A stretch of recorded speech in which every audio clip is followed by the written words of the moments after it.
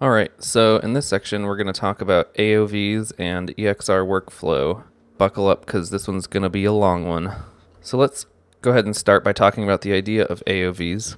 AOV stands for Arbitrary Output Variable, and it's pretty much a fancy way of saying we're going to output images other than just your beauty pass. And the purpose of these extra images are to give you a ton of flexibility in comp to make edits and adjustments to your image without having to re-render it. And in some cases, make adjustments that simply would not be achievable at render time or would be extremely costly to achieve at render time. Now, these extra images can be all sorts of things. They can be our material lobes, like reflections, for example. You can see we've got quite a bit of reflection happening on our background and a little bit on the fabric material here.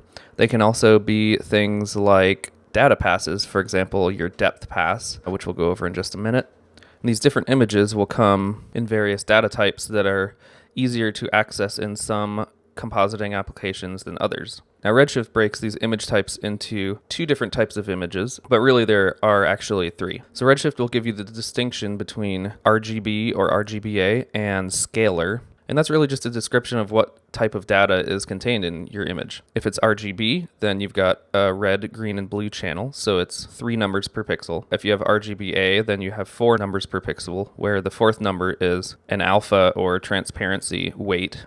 And this is the most common AOV type that you'll get with things like beauty, or your reflections pass, for example, will be in RGB. And these will be considered a vector data type. On the other hand, we have data types like scalar, which you'll get when looking at a depth pass, for example. And this only contains 1 value per pixel, as it's all we need. In the case of depth, that value is distance from the camera to the object. So you can see the darker this pixel value appears, the closer to the camera it is, and the lighter the pixel value appears, the farther away from the camera it is. And depending on how you set up the depth pass, which again we'll go over in just a moment, this will be either a float value, which means a value that can have a decimal. So for example, 0.25 or 0.33 would be a float value. Or this may be a value in scene units away from camera. So, for example, if this near piece of fabric is 150 centimeters away from the camera, the value for one of these pixels would be 150, or maybe a slightly more precise value like 150.023. And that'd be an example of a float value. The other type of scalar data that you might get would be that of an integer, and an integer is simply a value that has no decimal. Values like 1, 2, and 3 with no decimal could represent something like objects in your scene.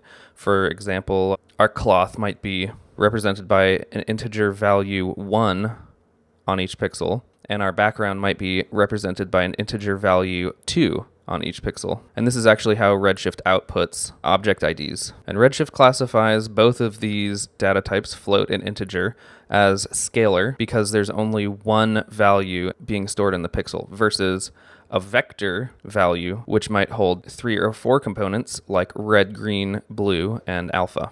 And for purely educational purposes, I think that's important to know. However, Redshift will lump both of those together as scalar.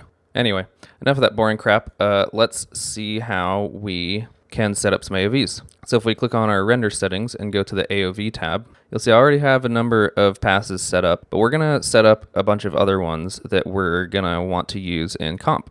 We'll go over the general tab once we go to render. For now, we just want to look at the AOV tab, and there are 2 ways you can set up AOVs. One is with this quick add approach, or my preferred method for setting up AOVs is to use the AOV manager. And if we just click the Show at AOV Manager button, we'll get this nice, neat and organized way of handling our AOVs. So I'm going to kill the Z-depth pass, and we'll go ahead and add another one back in. So to add any AOV to our final render, we simply click and drag whatever AOV we want to add. And so now you'll see we've added this depth pass. And once we do that, we should be able to go in and check out the depth pass that we've given. Now, as you can see, our path shows up completely white. That's because this AOV is returning values as distance in scene units from the camera. So if the distance from the camera is between 0 and 1 centimeters, then we would see a gradient from black to white. But because everything in the scene is beyond 1 centimeter, it's displayed to us as completely white. Because the values we're looking at here are values like 200 centimeters, 300 centimeters from camera, and those will just all appear as white, which is fine. It just means we won't be able to visually see that. And this is useful in compositing applications like Fusion and Nuke, where you have Z-depth options that operate under the premise that they will get values in scene units and be able to use those. Now, in the case that you actually want to see these values normalized, meaning squished down to between 0 and 1, we can actually click on our Z-depth pass and make some adjustments to the options of our AOV output. So in this case, under depth mode, if we go to Z normalized, you're going to see our result now becomes normalized between 0 and 1. And this won't be particularly useful if you're using a depth of field plugin that is expecting scene units, but it can be very useful for other things like depth compositing, or if you want to use the Z depth pass as like a fog. So we'll go ahead and flip this back to Z.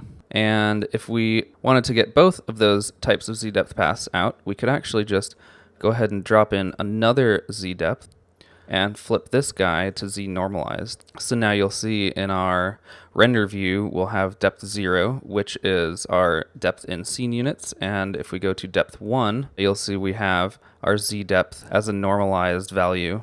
So let's go ahead and set up just a couple other AOVs that I think are particularly useful. Let's set up a puzzle mat. So I'm going to grab puzzle mat from the available AOVs list and drop it into our list. And you'll see under our options, we have this red, green, and blue ID, as well as a mode where you can switch between material and object ID. For this example, we're going to use object ID. And what puzzle mat's going to let me do, if we go ahead and take a look at puzzle mat in our render view, it's going to let me assign a red, green, or blue value to our different objects. And the way we can do that is by setting on our Redshift object tag the object ID to a specific value. So in this case, my background wall I've set to object ID 1, and for my fabric I've set to object ID 2. Now if I come here into the puzzle mat, I can set my red ID to 1, which means our wall is going to show up as red. And if I set my green ID to 2, our fabric is going to show up as green. This is going to be really useful in Composite because I'm going to be able to apply effects specifically to objects only. And we'll take a look at that in the comp section in just a moment. So in addition to these AOVs that we have in the available AOV list, we're also able to set custom AOVs. And this can be pretty much any data that we can get to in our shader network. So let's see if there's anything useful in our shader network for our fabric material that we might want to use. So in this case, I know I have a texture that's separating the materials on my fabric. So I think I'd like to get this out on a pass so that I can dial these materials separately if I'd like. So let's go ahead and set up an output for that. To set up our own custom AOV, we're going to go ahead and type in AOV to our shader graph, and we'll drop that in. And the first thing we're going to do is take our final output that would otherwise go to surface and pipe it into the beauty input of our AOV node. And then we'll take that output and pipe it to surface. So essentially we're just going to pass it through this store color to AOV node. Now next we go and set up the actual AOV, and we need to give it a name. So let's call this fabric material picker. Hit OK. You'll see if we go to our AOV manager, we have this new fabric material picker, AOV. We can actually go and take a look at it. And right now you'll see that we've got nothing in there because we have nothing piping into our AOV input. If I were to just set this to a rando color, see that color shows up in our AOV, wherever this specific material is. In this case, we want to take our texture image and pipe it into the AOV input. Now, currently this actually isn't that useful to us because we want the two materials that are on our fabric. And right now, in this image, a value of 0 represents both the fabric, the second material on the fabric, and our background. So what we'll do is we're just going to go ahead and drop down a ramp node, take our texture, pipe it into the ramp node, flip the ramp to Alt, and let's just set two values, one of red, so 255 in red on this side, and let's set a 255 of green on this side. This is just going to remap our black to white values instead to red and green just on the fabric. So now we have the ability to grab each of these two materials specifically in our comp. Now, is there anything else useful in this shader network? I'm going to say yes. In this case, we're actually using a Fresnel node to drive our sheen look on the fabric. So let's go ahead and get this guy out too, and maybe we can use that in comp as well. So we'll go to our AOV node. Let's pipe the Fresnel into that node. Set that up as AOV input 1 and add a name for it. And we'll call this fabric Fresnel and hit OK. Now we've added fabric Fresnel here. We can see it in our AOV manager, and we can also see if we look at fabric Fresnel, we're getting that out as a custom AOV as well. So I'm just going to clean up some of these AOVs. And the last thing I want to talk about that we can get out in AOVs are our light groups. So if I flip back over to beauty, and it would probably help if we update our beauty input to have our actual shader network. Redshift actually allows us to get out our individual light contributions in our different AOVs. In this case, I'm just going to set it up for our beauty pass. So I want the effect of having only our left fill light here, as well as our overhead light discretely, so I can actually adjust their contributions in comp. So the way we do this is if we actually click on our light and go to the light group tab and click the AOV light group drop down, I can add a new light group. So in this case, let's call it overhead because that's the name of our light. And for our second light, we'll just add another light group. You can see we can add it to our overhead group, but in this case, we don't want that. We want this to exist on a separate light group layer, and we will call this one left fill.